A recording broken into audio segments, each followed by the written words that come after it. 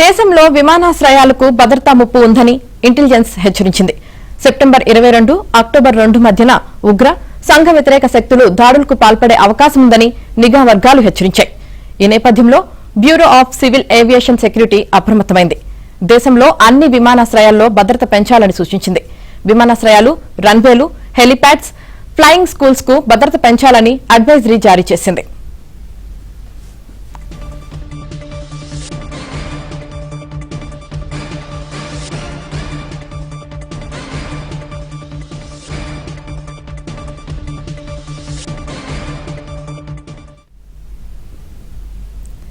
దేశంలో విమానాశ్రయాలకు భద్రతా ముప్పు ఉందని ఇంటెలిజెన్స్ హెచ్చరించింది. ఇక దీనికి సంబంధించి పూర్తి సమాచారం మా ప్రతినిధి సతీష్ అందిస్తారు. సతీష్, దేశంలో విమానాశ్రయాలకు భద్రతా ముప్పు ఉందని ఇంటెలిజెన్స్ హెచ్చరించింది. సెప్టెంబర్ 20 నుంచి అక్టోబర్ 2 మధ్యన ఉగ్ర సంఘ వ్యతిరేక శక్తులకు సంబంధించి దాడులకు పాల్పడే అవకాశం ఉందని కూడా నిఘా వర్గాలు హెచ్చరించడం జరిగింది. అయితే ఈ నేపథ్యంలో బ్యూరో ఆఫ్ సివిల్ ఏవియేషన్ సెక్యూరిటీని అప్రమత్తం చేసింది. దేశంలో ఉన్న అన్ని విమానాశ్రయాలతో పాటు ఇతర శిక్షణ ఇచ్చే విమానాశ్రయాలతో పాటు హెలిప్యాడ్లకు సంబంధించిన అంశంలో కూడా కీలకంగా కొంత అడ్వైజరీలు కూడా జారీ చేస్తుంది. ప్రధానంగా ఎయిర్పోర్ట్లలో తనిఖీలను సైతం కూడా భద్రతను పెంచడంతో పాటు ఎయిర్పోర్ట్ పరిసర ప్రాంతాలను కొంత నిఘా పెట్టడం, దాంతో పాటు ముఖ్యంగా ప్రయాణికులకు సంబంధించిన అంశంలో కూడా కొంత ఇన్స్ట్రక్షన్స్ కూడా తీసుకునే అవకాశాలు కూడా చాలా స్పష్టంగా కనిపిస్తున్నాయి. క్షుణ్ణంగా ఈసారి భద్రతను కట్టుదిట్టం చేసే అవకాశాలు చాలా స్పష్టంగా కనిపిస్తున్నాయి. అనేక విమానాశ్రయాలు, రన్వేలకు సంబంధించి, హెలిప్యాడ్ సంబంధించి, ఫ్లయింగ్ స్కూల్స్ సంబంధించిన అంశంలో కూడా భద్రత పెంచాలని కూడా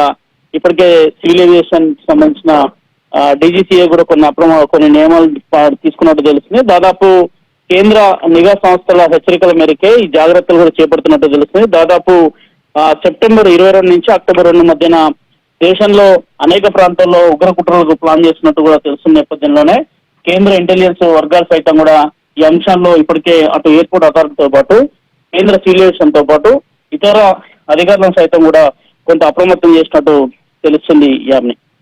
రైట్, థ్యాంక్ యూ సతీష్.